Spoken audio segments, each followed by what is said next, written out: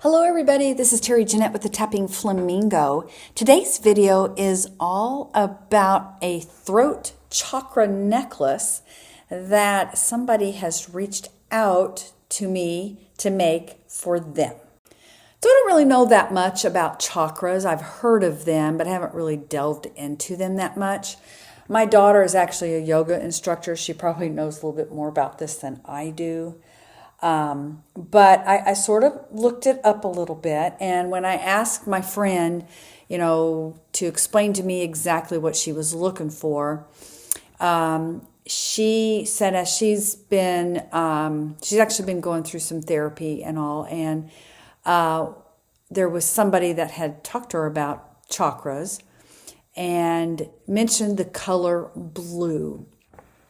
So she asked if I would make her a blue stone necklace. She wanted something very simple, and she wanted it to come right in her throat. Now, she's been suffering with some thyroid issues. It's amazing how many people out there have thyroid issues. And honestly, I've kind of wondered if I might have a thyroid issue, because when I look at all the symptoms, I check off a lot of them. Supposedly, this should actually help with the thyroid and the chakra. And anyway, so I looked it up. Let me tell you what it says. Practitioners say that the throat chakra is the center of communication, emotion, and creativity. That's interesting. It affects your ability to be honest and express your thoughts. When your throat chakra is imbalanced or blocked, it can be difficult for energy to flow in the area. And this particular person that has asked me for this, she's low energy. So I don't know. I don't know if there's anything to this. We were kind of talking about it, and she's like, it's worth a try. And I agree with her. It is worth a try. So what are the stones good for chakra? Is it just the color blue, or is it any particular stone? Well, I looked that up too. The stones they mentioned were aquamarine, lapis lazuli, amazonite, sodalite, blue lace agate, blue apatite. Anyway, pretty much anything that's blue. And funny thing is, I actually just received the Mystical Orient curated bead box in the mail not long ago. And it had some lapis lazuli in there, or I'll call it lapis for short. So that's what we're going to use, and she actually mentioned lapis. I've already got a chain. This is a 16-inch chain. Oh, I should have cut it shorter. I'll show you why in a minute. But this particular chain is stainless steel, so it will be good for her to wear all the time. And I'm using some craft wire here. And we're just going to do a bar necklace. A very simple bar necklace. She said she wanted it to be as simple as possible. And I think we're going to do 3. She mentioned 3. 3, she actually has 3 children. So the first thing I'm going to do is just put these 3 beads on my wire.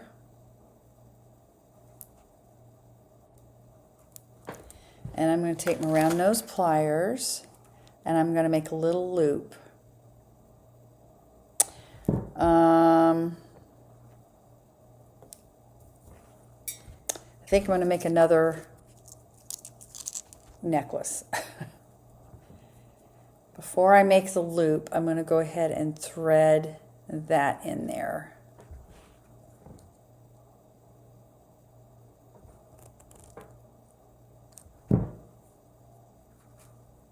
Like so. And then I'm going to wrap this.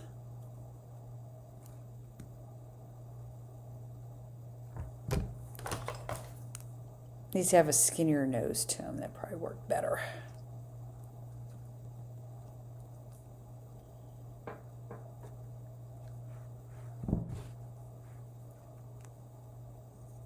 Straighten out that loop a little bit so it looks nicer. And tuck that wire in. We don't want it scratching her neck.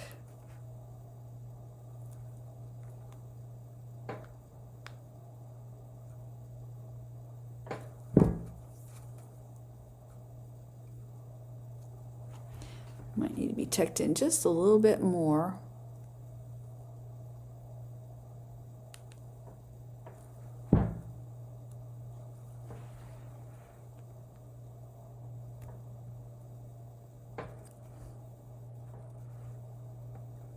Okay, I'm going to slide these beads down.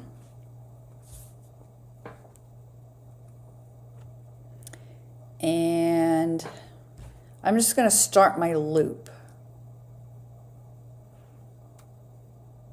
And I want it to be the same size as this loop, so.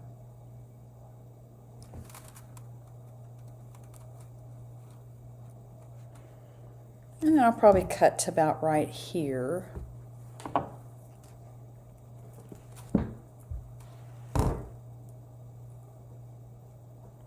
Now we need to do some measuring.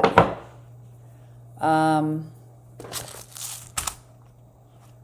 need a jump ring for the clasp. And then I need a smaller jump ring to attach the lobster claw. Then I need a lobster claw. Make sure it works, which it does. Then I'm going to take the little jump ring and I'm going to open it up.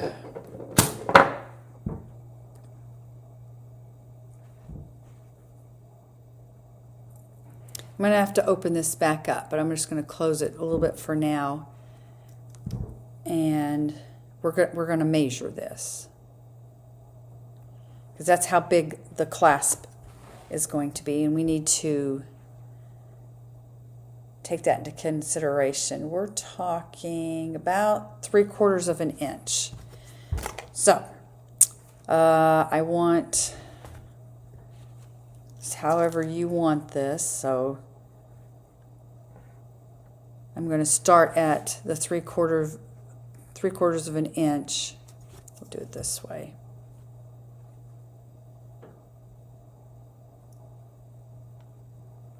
And measure till I get what I want. So we're pretending the clasp is here, okay? Remember, you've got the clasp here.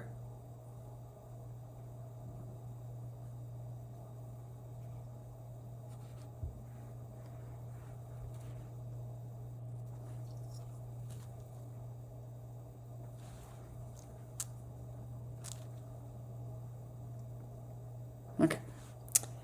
And with stainless steel, you want to use wire cutters to cut the chain.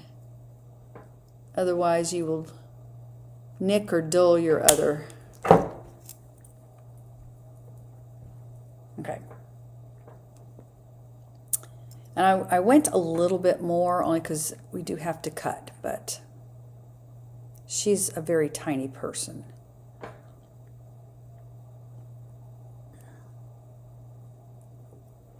Okay, so I've got that on the loop.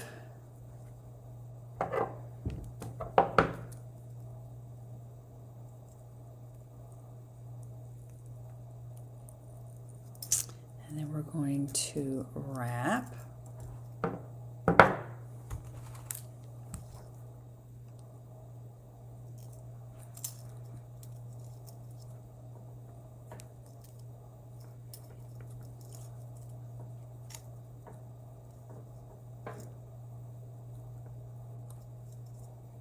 And you want to pretty much try to get them to look the same on both sides, but they are not going to be exact.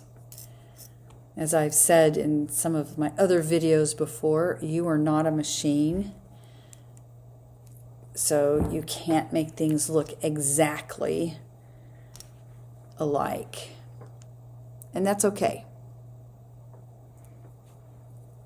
And then once you get that wrapped and clipped, you're going to tuck that in.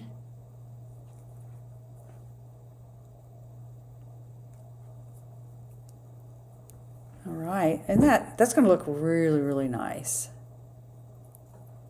All right, now we've got to determine the middle here so we can put the clasp on. And it may or may not be exactly in the middle. This one I think will be. I have that one little loop that I'm going to cut.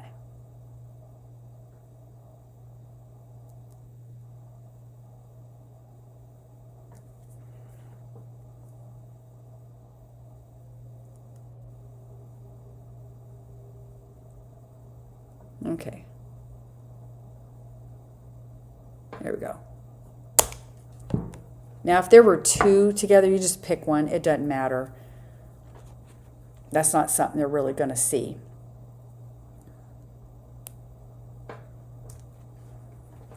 All right, you're going to open up your jump ring.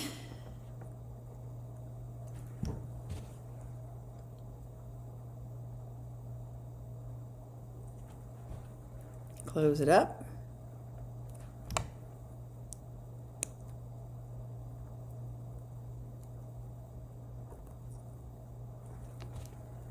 And I'm going to open this one back up.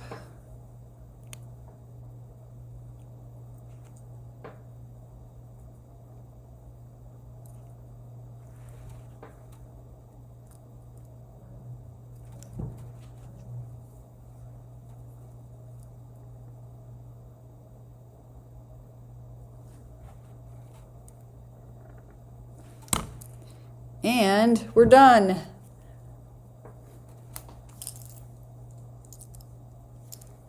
And yes, I tried it on myself and it fits right in that little hole in the neck. Get all this out of the way.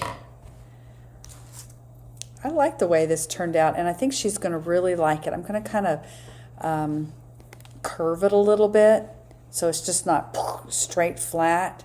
I think she would like a little curvature to it. Let me make sure there's nothing sticking out that's going to bother her. Yes, this turned out very nicely. I am so excited to give it to her. And this is what it looks like on. It's just right below that little indentation in your neck. Very simple. I think she's really going to like this. Let me know down in the comment section below if you know anything about chakras. I'm really curious. Thanks for joining me, and y'all have a great day. This is Terry Jeanette with the Tapping Flamingo signing out for now. Bye-bye.